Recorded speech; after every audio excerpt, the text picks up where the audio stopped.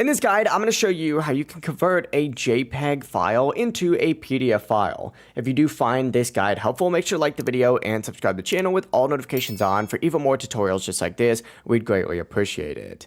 Now, what you're going to want to do if you want to go ahead and convert these files is begin by actually opening up a web browser of your choice and going to just google.com. From here, go ahead and sign into your Google account. And if you don't have a Google account, go ahead and create one. But once you are logged in, go ahead and select the Google Apps icon up in the top right-ish corner and select the 9 little dots and scroll down on this page until you see the Docs option. Select it and then open it up. Now within Google Docs, what you're going to want to do is actually create a blank document just like so. And from here, it's going to look something like this. What you're going to want to do once you do have a blank document is actually just put your JPEG file directly on this document. So in this case, we're going to use this file that I just created for a new thumbnail, and this is going to be our JPEG file that we want to convert into a PDF. You can resize this item if you'd like using these little corner points right here. It's completely up to you what you would like to do with this file. And on top of that, you can also add multiple JPEGs if you want each one to appear on its own page. It's completely up to you.